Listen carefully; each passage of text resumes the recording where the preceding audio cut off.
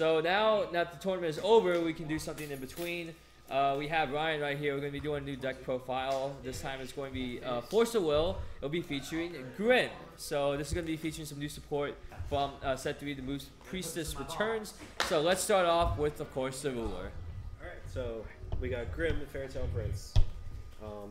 He's not like the other rulers where they flip. He just stays in this one form, as we can see like that. So that's one thing about him. Okay. He's his first ability, which makes his deck really versatile and awesome, is that you can play the attribute cost of Fairy Tales with any other attribute.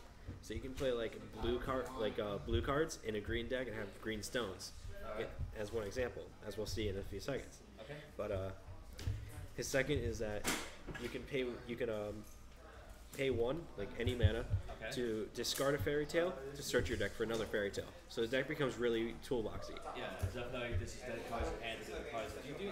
So obviously it's a Fairy Tale centered deck. So. Yeah. Alright, so we'll move that up. We'll start with the stones. A little late there, buddy. Just a little late. First off is True Stone Feet Sting. It produces green, obviously. Yep.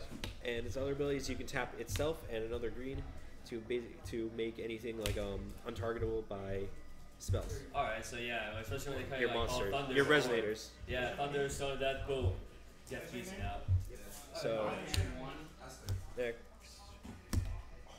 that's 4. we play 4 Gusting Skies. All right, that is green and white. Yep. Okay. So those are the 2 colors of the deck. You only need your mana to pay for your spells, basically. Pretty much, yeah. So, okay. as we'll see, I only play light and wind attribute spells. Okay. So so you put in the mono green. Yep. How's that work out for you? It's worked out fine. Gretel doesn't whiff anything except for Feet Sting. Yeah. So I get them off really easily. Okay. And like I said, for your Fairy Tales, it doesn't matter what you pay for them. So the green does not matter. Gotcha. So it's really good. It works. All right, let's get started with the resonators. So we got Hamlet's Pied Piper. All right, that beefy thousand. We got 4 of him because that's what the deck is based off of. Okay. He's a 5 cost. 5 cost. Okay. I'm just not going to say that because it's Grimm, but he would originally cost blue. Yeah. His ability is that when he hits the board, you tap something. Okay. And it cannot untap as long as he's on the board. So it's a stun. Okay. It stuns it completely. When he attacks, he taps something again, and he gets that same ability that it does not untap as long as he stays on the field. So pretty much you can declare an attack, and then like before they have a chance to block, his skill will go off, and then that's Yep, pretty cool. that's what makes the deck like control-y and really good. I like him a lot. He's a good beater. This deck is more beat down and control at the same time. I really like it. That's great. That's a really good resonator to help out Grimm. So 4 of them. Okay. Is the way the deck works. All right. Next up we have. We have a 1 of, which is Athos So, of 3 Musketeers. okay. So his skill. Little shout out to John for this card. Yeah.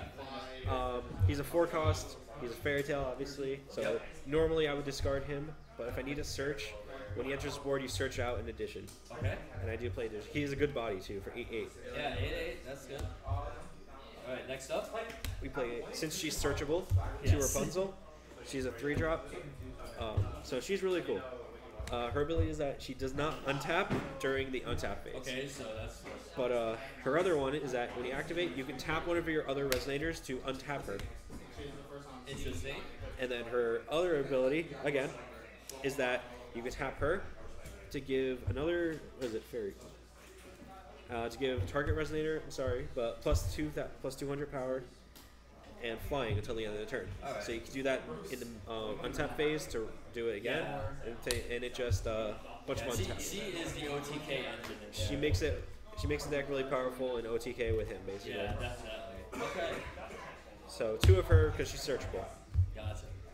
Next up, A 1 of is Etna, Snow Queen. We have Elsa making an appearance. She's more of the same idea with Athos. Just drop it for something. Okay. But her ability to tap multiple things is really cool too. Because if I don't have if I can't get Hamlet on the board for some reason, she'll be fine because she'll just tap.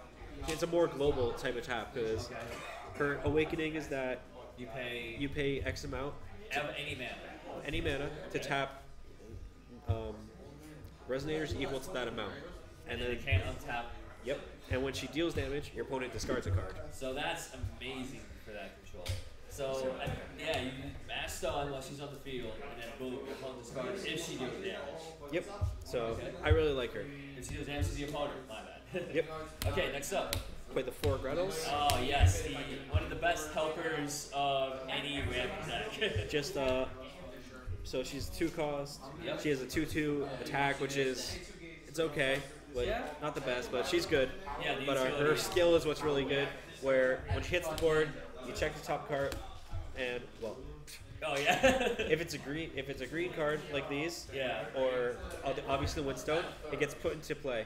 Only bad part is technically the True Stones don't count as a green stone like these things. So with her, you check it and it'll just go back. Yeah. So at least that's like a 1 out of like 1 in 10 chance that will happen. And if you manage to get featured out first turn, then you're pretty much safe for the rest of the time. Yes, I've had that happen. It was fun. Okay. So 4 of her. 4 Grettles. Okay, who's up next? Another one of. All right. Which Grimm. is Grimm the Avenger Fairy Tale. Okay. He's another Fairy Tale 2-drop. Yep. I only get his enter, considering his awakening only is active when I have Lumia as my ruler. Okay. But his enter is that when he hits the board, you remove from play a Dark Resonator. Wow. Interesting. So. Definitely good for Other Dark Hate. So yeah. Otherwise, if you target anything else for his ability, though, it gets +2, +2. All right, so it doesn't completely rip if there's no darkness. Yep. Resonator. So it's cool because you could be like, put him on the board, give Hamlin or something the power, and attack for bigger numbers. Or if you're facing, let's say, a Cthulhu or an Abdul deck, you want to get rid of that Mephistopheles, want to get rid of that Yogg-Sothoth, anything big really. So it's really, it works. All right, awesome. And don't you worry, guys. If you can't see it, I will have edited pictures on the side of the screen for you all, so you can read it yourself. Next is the 4 Booty Cats. Booty Cats. She's a fairy. She's a fairy tale. Just to be formal. Cheshire Cat, the Grinning Revenant. Yes. We just tapped the 1 green to bring her out. Yep. Because Grimm. But we've already seen her in my other deck. But when she hits the board, draw 2, put one card from your hand to the top of the deck. She's untargetable, and when she gets sent to the graveyard, she goes to the deck instead. Yeah. So she literally never dies. That's the amazing part.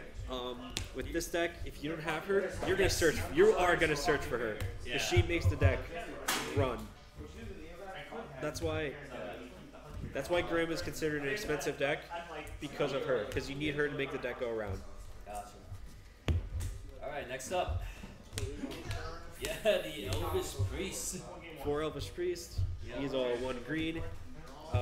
Because he's not a fairy tale, so yeah, he's 1 green. That's why the rest of the deck just green. Synergy. Okay. He produces green, so it basically makes him another magic stone if you want to think about it. That's true. He's a living one. You can get a turn 3 Hamlin on the board with him, and we'll explain that in a little bit. Okay. But or turn 2 actually. Okay. But yeah, tap him, produce any other. Produce mana and call any of your things out, and it works. It's fun. Yeah, and plus 400 defense. That 4 defense could stop a few things. So yeah, stop Gretel, stop other attack points. And then because it is a fairy tale deck, we do play the Tinkerbells 1-drop. Okay. She gains 200 for every fairy tale on board, including herself. So she comes out like turn 1, 200 after that. Yep, she gets pretty powerful too. Yes. Awesome. Okay, next up. Spells. We're going to tell a fairy tale. Of course. It's a 1 light, 2 colorless. Yes. Its abilities: you put a fairy tale into to your hand, or from your deck, or if you have Grimm as your ruler, you can put it into the field, and it gets an enter ability as well. So Hamlin, bring this out. Like I said, turn 2. You play a Elvish Priest turn 1, and then Turn 2, you have technically 3 mana because of Elvish Priest. Play this, you get him out, and you get to tap something if there's anything early. That's true. Yeah, it definitely puts a halt on the rushdown decks. So, that's what I really like this card for that. Yeah. Okay, next up. Next is the reason I play green for nullification. Alright, so this is Exceed the Ancient Magic. Ooh, okay. Its ability is that it cancels any spell. Cancel target spell. So that means it could be a normal spell, could be an actual, it could be another. It could be a summon spell, meaning cancel resonators as well. Yes, and that's very good. Its second ability is that if you played Feet Sting, the Wind Magus, whatever she is, you could draw a card, but I don't play. I just play this for the negation. Okay. This does the job of Zeke's Magic and Cake Zone in the same card. Yep. So definitely no reason why to not any less than 4. Yep. And speaking of Cake Zone, we got some cake. Since I play the Grettles, 4 of them, 4 of these. Let's do it. Let's draw a card, and let's also cancel a spell, a normal spell. All right, that's pretty good. Next we All have control. additions Ooh, to Crucifix. Okay, so this card. Basically, if put it on a vampire and it gets minus 1,000, 1,000. Okay, so the ancient darkness 8. And otherwise, the resonator equipment cannot be attacked or targeted by spells or abilities.